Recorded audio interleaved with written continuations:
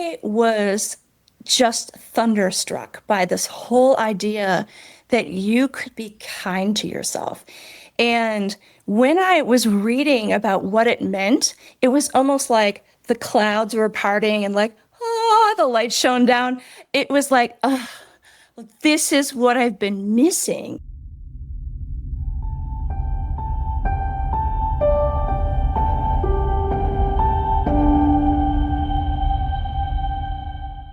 I am so excited about this episode.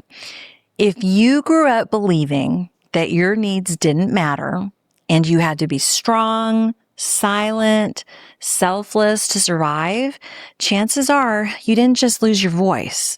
You lost your softness toward yourself. Today, we're talking about something that most glass children were never taught, and that is self-compassion. Not as a luxury, not as a weakness, but as a foundation for healing. Today, I'm joined by Dr. Cynthia Phelps, an expert in helping people transform their critical inner voices into voices of kindness, courage, and trust. Together, we're going to explore why self-compassion is not just important, but essential, what life looks like without it, and how you can start building a relationship with yourself that is based on care instead of criticism. This isn't about ignoring the hard things. It's about meeting yourself in the hard things and choosing to stay with yourself with love instead of judgment. If your inner voice has been a battlefield for far too long, this conversation is your invitation to lay down your arms. Let's get into it. Meet Alicia Meneses-Maples. You're here. I am so happy to see you. Her TEDx talk has set a global viral trend about glass children. She's helped millions of hurting glass children around the world feel seen. You've seen her on NBC, CNN.com, and countless online articles. Here is your host, Alicia Meneses-Maples. Welcome to the I See Glass Children podcast.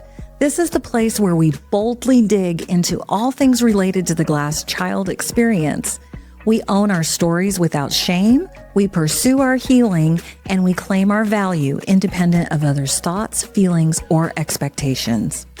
Because you are important to me, I have to give you a warning. Some of the things you hear on the I See Glass Children podcast may be triggering for you, especially if you experience childhood trauma and neglect.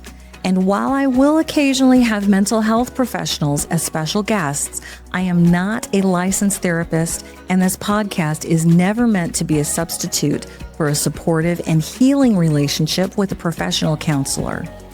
I'm your host, Alicia Meneses-Maples. I am a glass child, and I see you. Welcome, Dr. Cynthia and friend. Thank you so much. I'm excited to be here. So glad you're here.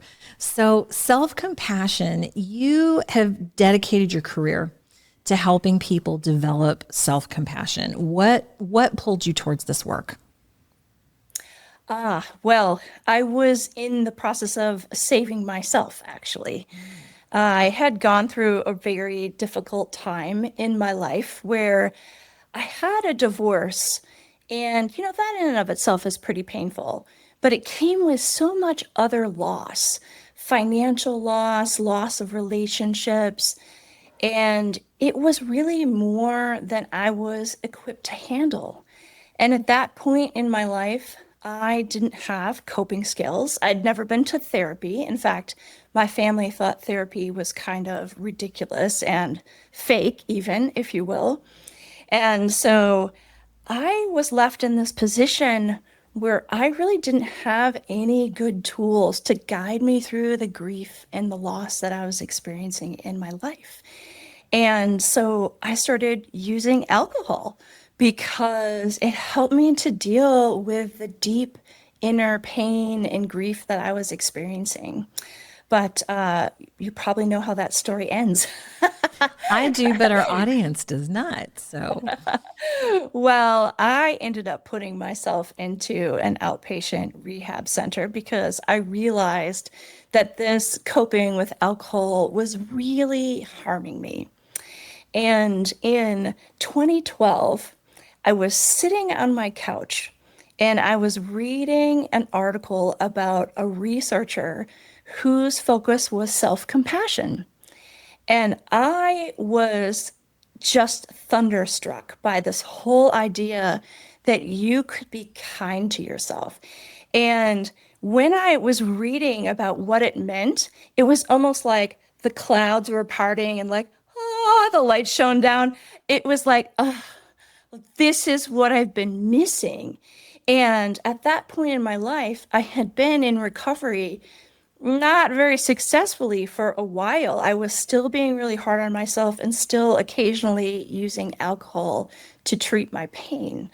And so when this happened, it was so profound that it changed my whole life. I immediately began reading everything I could get my hands on in self-compassion and really diving in.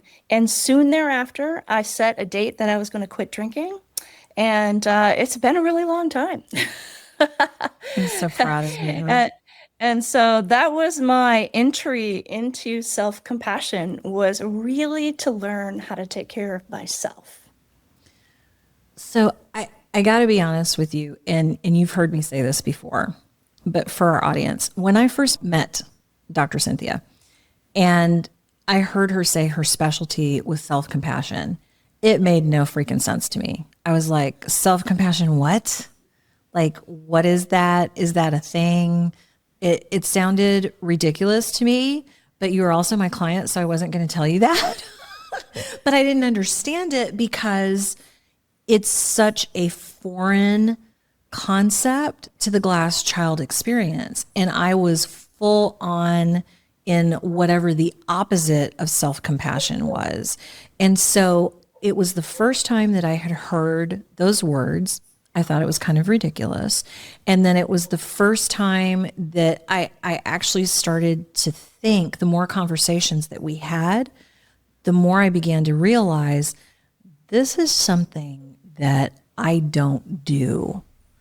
And in fact, the things that I say to myself, I would never say to anybody else. And so why is it okay for me to say these things to me? And I think that's really what broke open the journey that you and I have been on in terms of helping me be more self-compassionate. So let's get down just to kind of some foundational things. Define for us, what is self-compassion? I use just a very simple definition, and it is the ability to be kind and supportive of yourself, just like you would support a friend. And so it's helpful to have some skills in mindfulness, because compassion, the word compassio, is actually to suffer with. And so compassion is the response to suffering. And so if we can use mindfulness to be able to identify when we're suffering, then that is kind of opens the door to being kind and really supporting ourselves during those times. Now, it might sound silly to say, like, you have to be mindful of your suffering, because you might think that suffering is so obvious. But as you just described, as a glass child, sometimes the internal suffering and the internal torture that we do to ourselves is like the ocean that we're swimming in. And it can be hard to pause and recognize it. Yeah, it's happening. It's just kind of like this undercurrent that it's always there and not even conscious that it's happening. So for our people who don't know, so you've talked about self-compassion and now you've also talked about mindfulness. Define for people what mindfulness means, please. Sure. Mindfulness is just paying attention in the present moment, or to the present moment.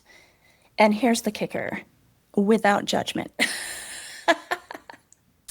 And so it's actually a simple concept. Like right now, we could pay attention to, like, I could pay attention to one of the dots on the painting behind me, or I could pay attention to the way the air is flowing in through my nose. These are very simple practices, but it actually is a way of training your brain to be in a certain state of openness and curiosity and calmness. So I can hear people's questions about this. Mindfulness and self-compassion. It can sound a little woo-woo. So it may sound a little bit woo-woo, but in fact, I'm trained in something called mindful self-compassion, and it is a 8-week process that helps you to raise your levels of self-compassion. And it's been studied pretty extensively over the last 15 years, this particular way of learning how to relate to yourself. And so, not only are there thousands of research studies out there that show that you can raise your level of self compassion, but when you do, there's all these amazing benefits. And most of these benefits are things that the glass child, the adult glass child, can really benefit from. Like what? Tell us. I want to hear these benefits.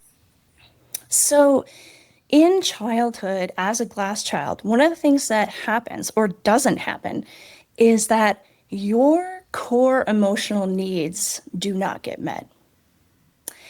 And so the result of this is that we tend to have a variety of behaviors.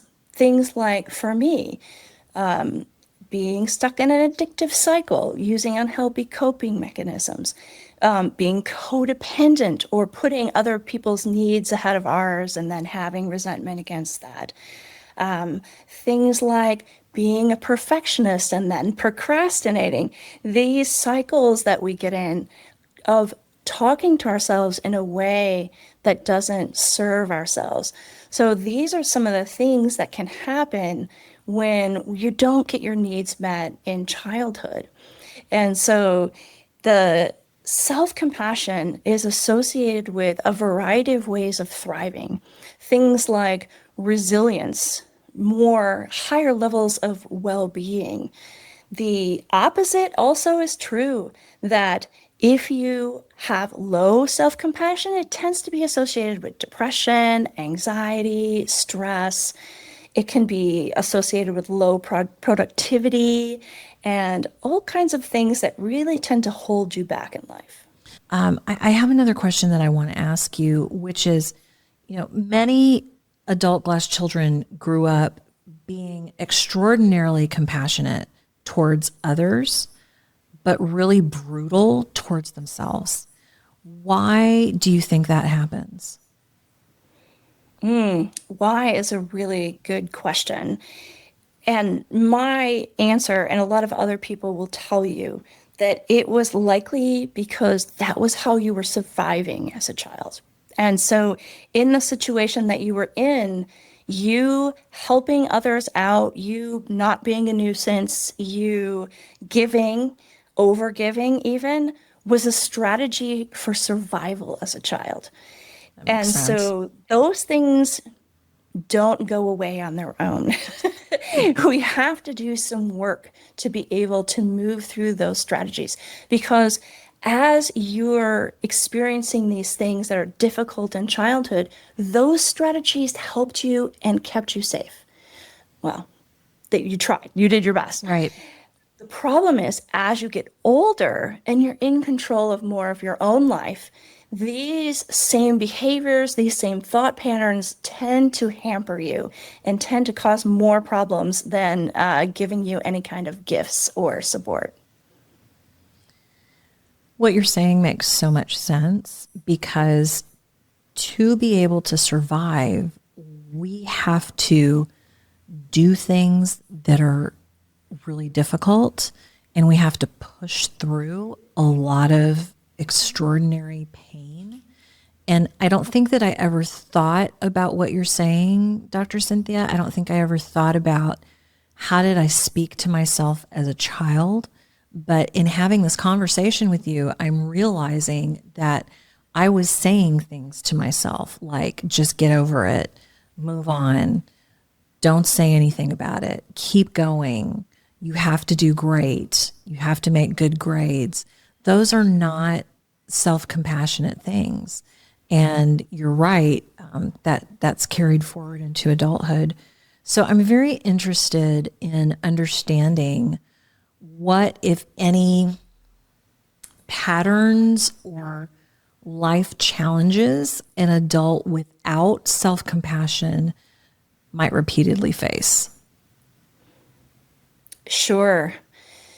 Well, you know, when I was in training to study self-compassion, and just to let you know, like I had none. I was very similar to you where when I first read about it, it was like I could recognize it as something that was going to save me, but at the same time, I recognized that I didn't have any.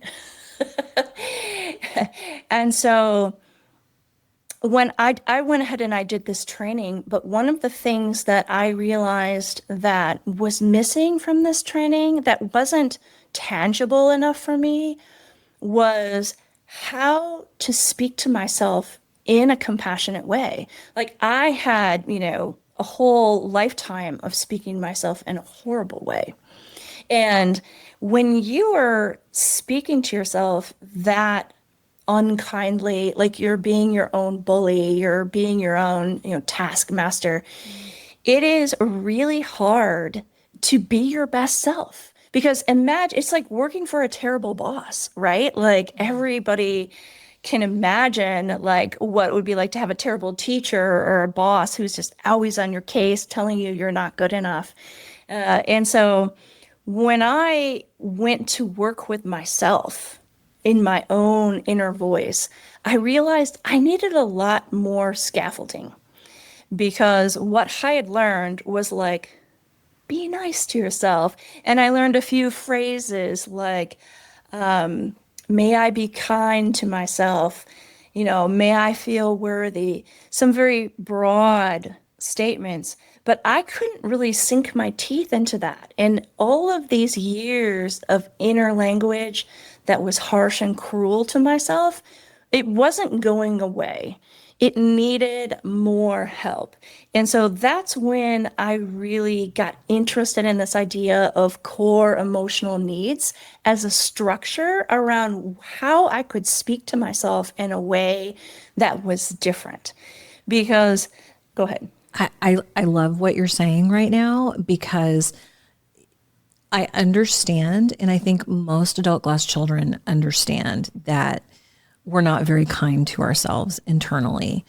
In fact, I just finished doing an interview with an adult glass child named Todd Richardson, and he put it perfectly. He said that he has this army of managers inside of himself that are telling him what to do and how to do it. And he gave this illustration of a football coach saying, just get up, don't quit, keep going. Except it's an army of these people inside of him speaking to him and telling him what to do. So I think the concept that you're talking about makes a lot of sense. And now we're about to get into, I'm sensing the practicality of how do we do this? So I'm going to ask a very basic question because I believe there's hope. And I want to give adult glass children who are listening to this, I want to give them some of that hope.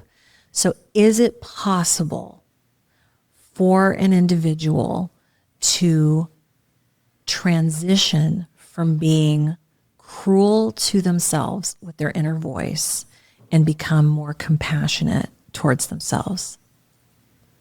Absolutely. I'm living proof of being able to do that.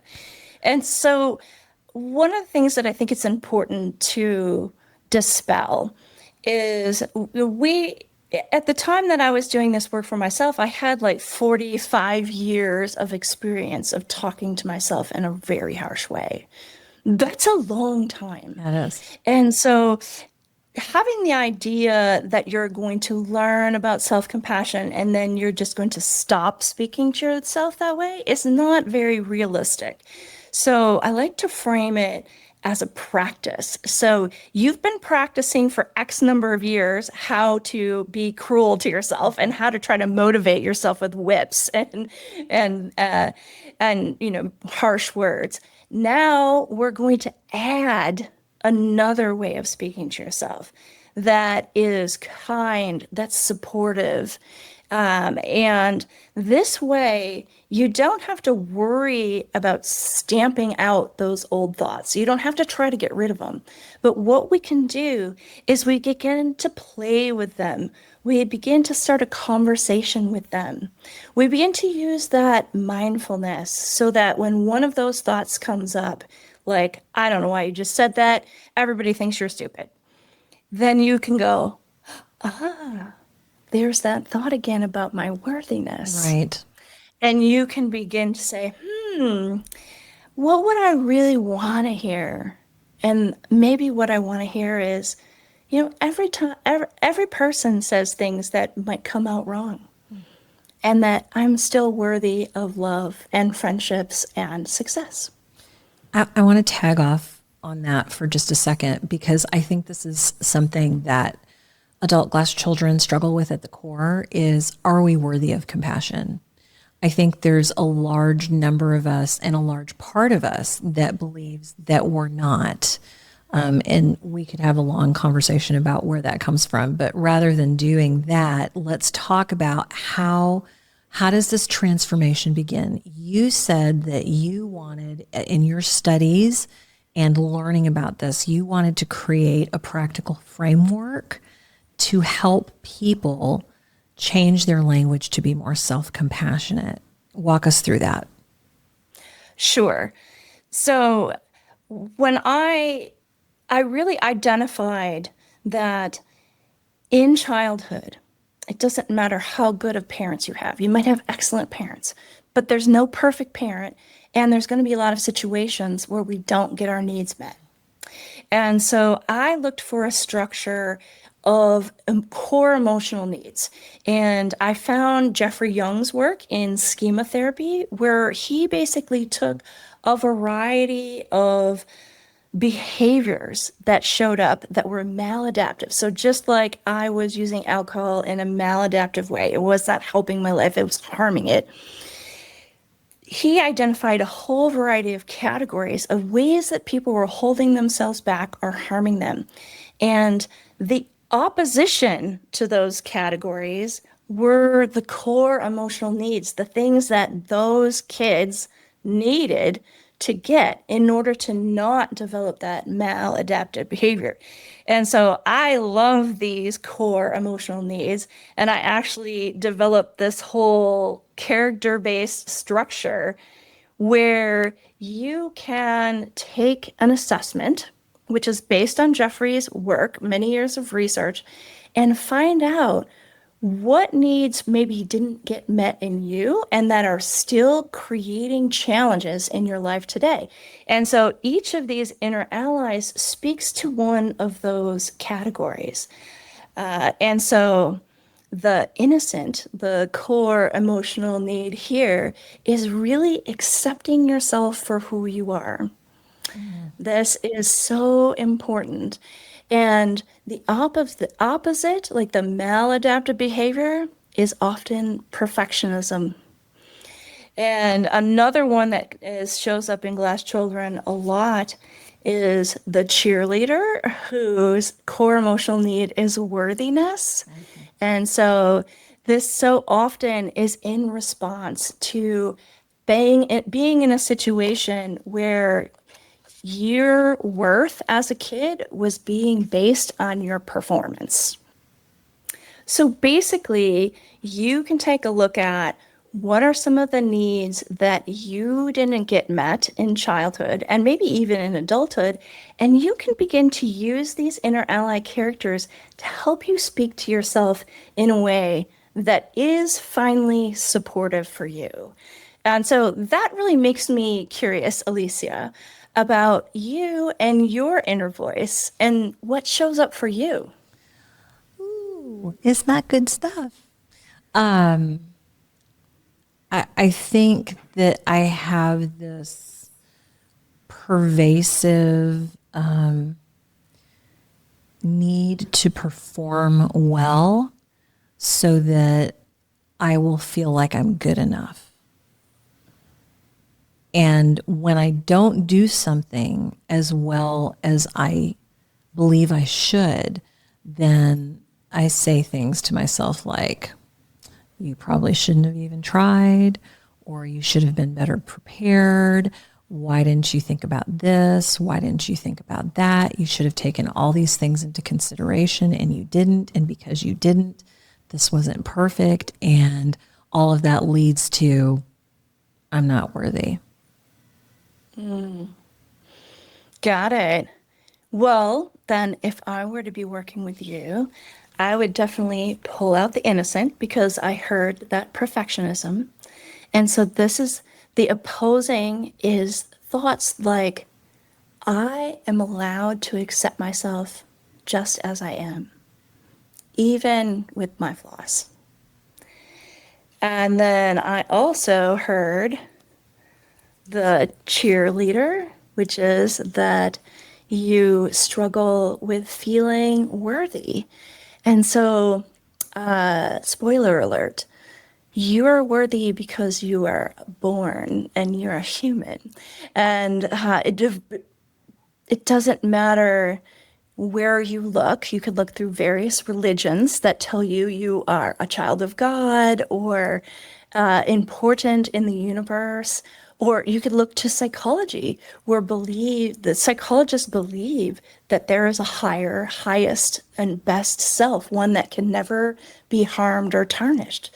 And so this concept of worthiness is actually very much teeters on the spiritual. Then you are allowed to be worthy and to claim that as your birthright.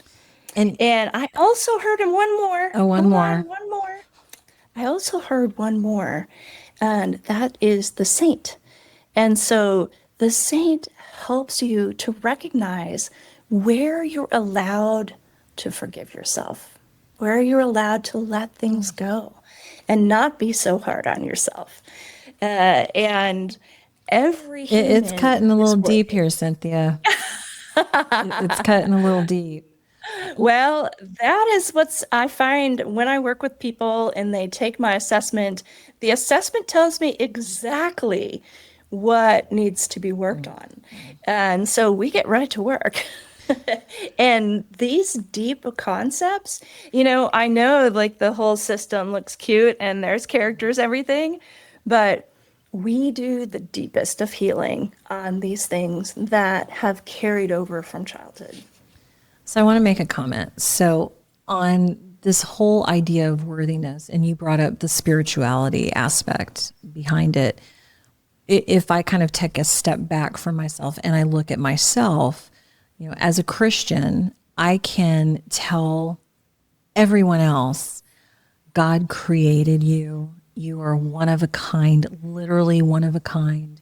And you are just endowed with the Creator's love. And that's what makes you worthy. I can say that all day long. I can talk about Christ and the sacrifice that he made. I mean, I can say as a Christian all these things about what Christ did for you because he loves you.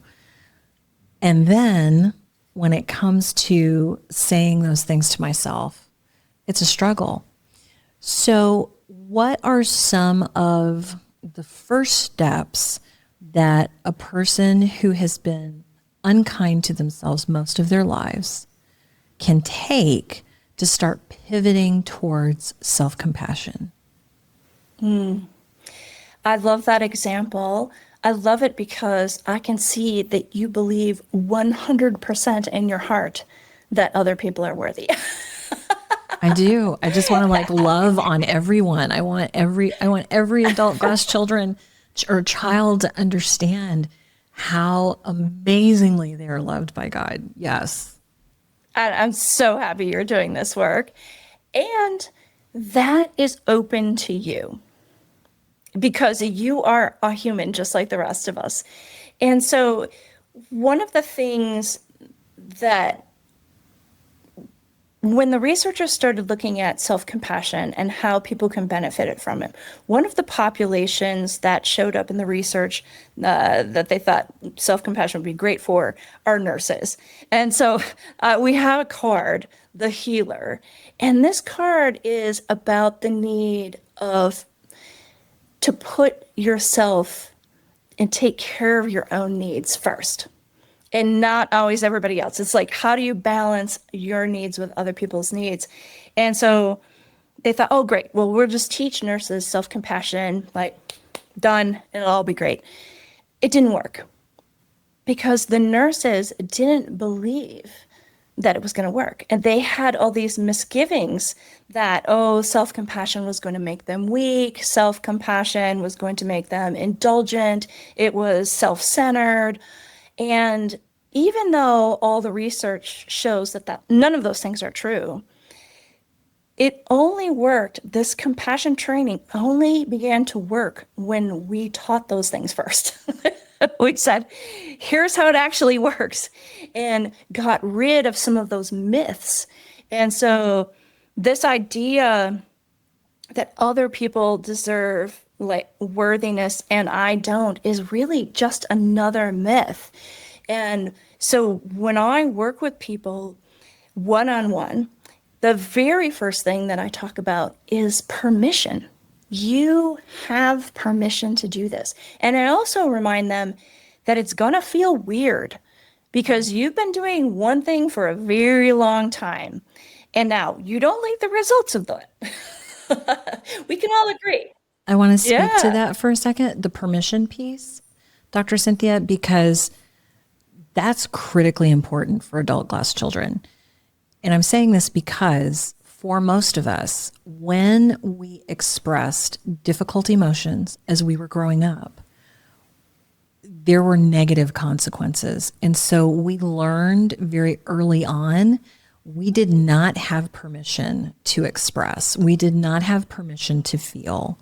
We did not have permission for many things. So I love that you're saying that the first step for someone to take in order to change the way that they talk to themselves is they literally need to give themselves permission to do this. Exactly. It's super important. And then the next thing that I do with people is I have a process where we come up with customized internal language. And there's two barriers it has to get through before it is going to really work for that person. And the first barrier is that your inner critic has to be okay with it. Your Okay, inner hold critic's on. never going to cheer on positive language on the inside, but it has to just kind of be like, okay, whatever. So I'm going to add to that and say, we have to recognize that we have an inner critic. So that's one of the steps. And I know that sounds funny, but this is such normalized behavior for us. This internal talk, the way that we're so unkind to ourselves, that I don't think that all of us really step back and look at it and recognize it for what it is. So even understanding that we have this part of ourselves that is so unkind and so cruel to ourselves, as you call it, the inner critic, that's a really important part of the process too. Exactly. Because if your inner critic is still giving you a hard time, it's going to be really difficult for you to do the process. And so, for instance, if I was working with you, Alicia, and I said, I want you to say, I am worthy. And if you said that out loud, and then I would say, like, no, I can see already on your face what I'm your inner like, critic is saying. I need to hire you again because you're saying that I should do this. And I'm going, I don't want anything to do with this right now. So that's a red flag. Well, so when that happens, and this whole, like, It's I just saw, like, happening right now. you're like uncomfortable. You're just like, get me out of this. Like, can someone please beam me up?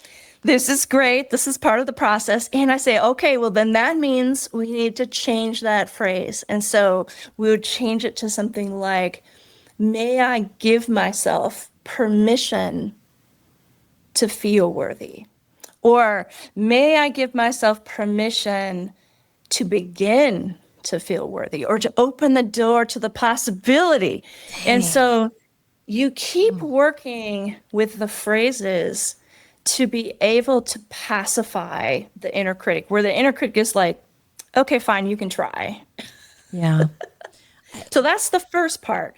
The second part is that it has to land in your body. Like, your body is part of this equation. And a lot of people that have had childhood trauma, really, the whole idea of trauma is that you're separated from your body. And when you work with trauma, you want to have it be an embodied experience so that you can heal faster from it. And so when people say these phrases, okay, we said a phrase that the inner critic is okay with. Now I say it and close your eyes and tell me what's going on in your body. Okay, hold up. And so, Hold up a second, because I want to make sure that people understand what you're saying right now. You are saying that trauma resides in our body, and correct. that me just saying the words is not enough. I have to actually feel how I'm saying them in my body. Is that right? You got it, sister. Okay. I wanted to make sure that we just kind of dove into that a little bit deeper to help everybody understand. So obviously I'm having some issues with the whole worthiness statement. And as I'm sitting here and I'm listening to you and I'm absorbing all of this, and I'm watching my own reactions, like, I can feel where the inner critic is not happy at the prospect of me even saying these words. And I don't know that I could say the words without feeling it. So if we were to do this, if I were, or a person were to say the words shaped in the different ways that you're talking about, and allowed themselves to actually feel it in their bodies, what happens next? That's the whole enchilada. Then you practice, because what you're doing is you're rewiring your brain. You have created these deep grooves in how you've been thinking your entire life, right? And so this process of getting to a phrase where your inner critic is pacified, and by the way, every client I've ever worked with, we always get there. So don't fear. There's not going to be somebody that's so unique that can't get there. And I've worked with some people who've had some pretty severe childhood trauma. And you also are able to feel it in your body. It will show up as one of two things. It'll either be like, oh, thank goodness. Or it'll feel like, yes. Really? Very empowering. So like soothing or empowering. That is fascinating to me. And so what you're describing, this process that you're describing for moving towards self-compassion, actually has the power to rewire the way our brain works. Well, our brains are incredibly flexible. And so whenever we learn anything new, a new set of facts, a new skill, we're rewiring our brain. And so there's really nothing magic about that part. It's really about the practice. And so I think a lot of people think going to therapy or doing coaching or working on yourself means reading a book and learning something new or having a new mindset or a new frame for things. And all of that's great.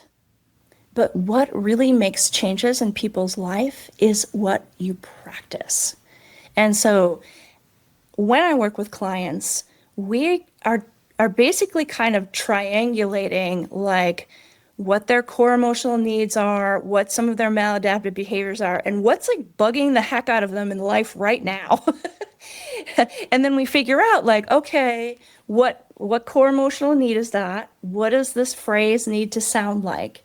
And then we give them phrases and we really work on them together, because the person that I'm working with is the judge of effectiveness, right?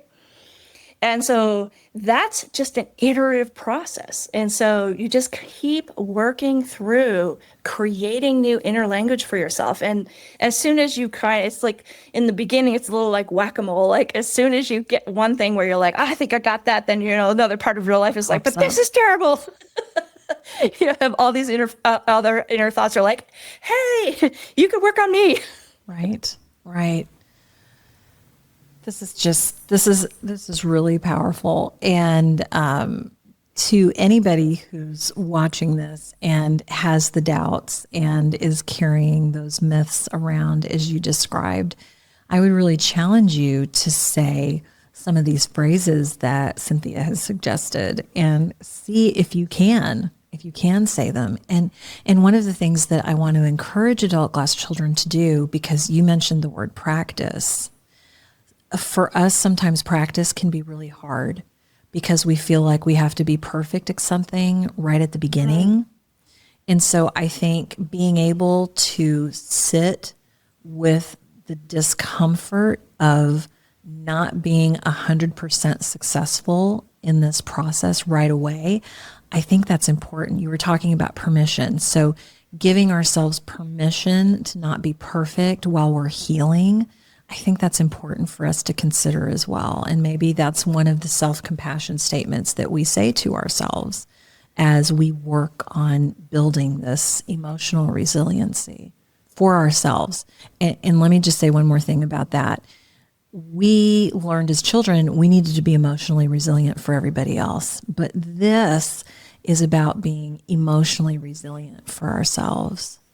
So I have one last question, Dr. Cynthia, and before I ask it, I just want to tell everybody who's listening that in the show notes, we are going to have all the links so that you can follow Dr. Cynthia, you can have access to her information. She is on my website as one of the resources at icglasschildren.com, and she's there not because I'm making any money off of anything that you might do with her, but because I really believe in the work that she's doing with adult glass children. So we will have all of her information in the show notes so that you can follow that. And here's my last question. Dr. Cynthia, I want you to imagine someone who has been cruel to themselves for most of their life and are extremely lacking in self-compassion. If you could leave a message inside the heart of that adult glass child, what would you want them to hear every time they forget that they are worthy of kindness?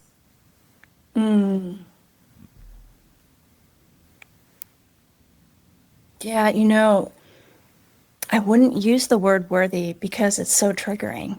Okay. But I would say, don't give up on yourself.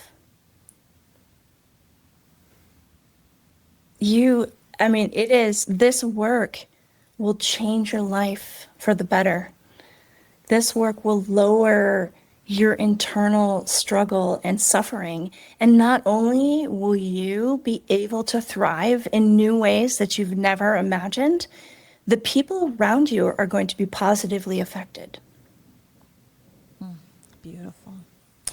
Dr. Cynthia Phelps, founder of InnerAlly, thank you for being with us today. Thank you for all the healing that you are spreading around the world. It was so good to have you on the podcast, my friend.